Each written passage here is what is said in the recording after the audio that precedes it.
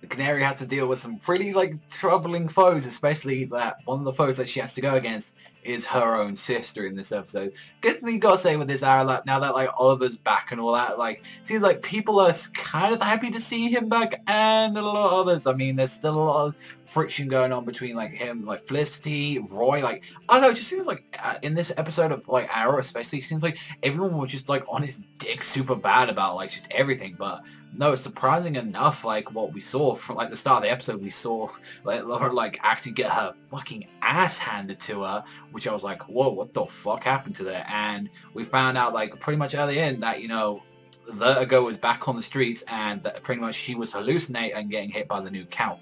Like, honestly, for the baddie again for this week and all that, like, having more Vertigo, I know that this thing, like, takes a lot on, you know, the story and all that in the comics and all that. I know that Vertigo's kind of like a big thing and all that, but I don't know, I think, like, the show is relying too much on it. I think this is like the third or fourth episode that we've had that has just been dedicated to, like, Vertigo, but it's like, it was like, you know, I think this, after this one, this should be kind of the last time we see it for, like, a long while, because I feel like we've kind of had it in each season and all that, and it's like, at this point, yeah, we kind of get it. We, like, yeah, Vertigo's a bad thing and all that, but it's like, one thing I really appreciated in this episode, that Oliver was being a man about things. He was like, yes, like, he was just gonna go, and he showed his sister, like, there, he's like, straight up, like, this is what I'm doing. I am the vigilante. This is my whole cave and all that, and, like, these are the people I work with. And I was like, that took a lot of balls to him to do that, and he knows he's doing that to protect his family. He's like, I really like that Thea was like, did Mom know about this? It's like, she actually caught on. It's like,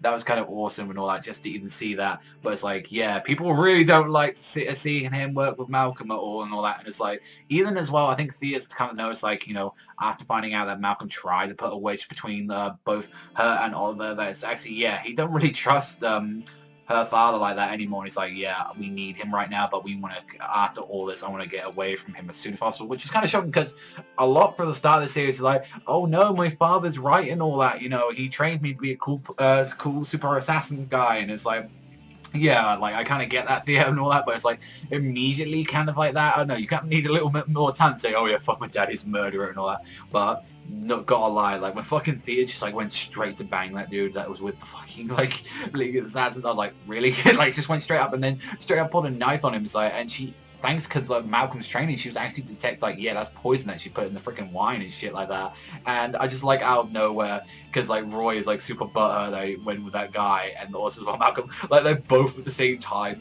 break the fucking door down of fucking Thea's place, and it's like, yeah, we're gonna fuck you up, and like, don't you fuck my daughter, and don't you fuck my ex, and all that. And it's like, well, these two are, like, staying there the whole time, just perving on, like, Thea as you, like, bang this dude and all that. I was like, what the fuck? What was that shit going on? Like, it's like fucking Malcolm just there, like, perving. He's like, god damn, my daughter's getting banged right now. I want to, like, murder her as soon as fucking possible. But it's like, nah, it was a really cool episode. I kind of like how it was moving with that sort of stuff going on. I gotta say, probably, like, especially as well with, like, that Laurel, like, actually kind of being accepted into the group now after her, like, overcoming her fears and actually telling her father, which I felt I felt more bad about Lance getting affected by this than actual Laurel. Like, I was like, Detective Lance, I think, is awesome. I think he's, like, a cool character. It's a shame that we don't see him too much in season 3, but it's, like, definitely, like, what I did like about this episode in particular is that, you know, when he just, like, found out about the news and he was, like, crying, I'm like, I feel for you, man. I feel for you. Like, it just shows that he's an awesome character, and I think that took a lot of courage for Laurel to actually even say that, you know, Sarah's not coming back, like, she's dead and all that, and I'm taking up a mantle. But that's kind of awesome that he did find out that she's actually is the new Canary. I think that was a really cool move for them to do. And just, like, overall, the setup of the episode, like pretty much, like, all of them are going, like, a little cool fucking trip at the end of the episode. Like, Oliver's going to, like, head back to the island and shit like that with his sister, with Thea, and Malcolm. So they're like, we need to conquer our fears and all that, and this is the best way to do it. So overall, this was a very good episode of Arrow. Compared to last week's, I loved last week's one. Obviously, that one was amazing. This one, I think after this point, we should not have Virgo anymore. At least in this season, bring it back in, like, I don't know, end of season 5, end of season 6 or something, if, like, Arrow's going to be that long. Like, yeah, we kind of get it. I think Virgo's been pushed too many times and all that, but there were actually some screenshots and I think some rumors actually that the Suicide Squad is going to be coming back soon. So I'm pretty excited for that. I hadn't seen the promo for the latest episode, so I might check that out after this review and all that. But other than that, the episode itself as a score-wise, probably a 7 to 7.5 out of 10. It was a good episode, but yet again, like how I said in the Flash episodes, like the stuff that mattered and the stuff that I really liked in this episode was nothing to do with the villain. It was the fact that it didn't need it, that it was just development for Thea, Oliver, Laurel, like, all of them were having that, but it's like, I hope freaking Oliver and Felicity patch their things up soon, because you can still tell that she's, like, super butthurt over Oliver.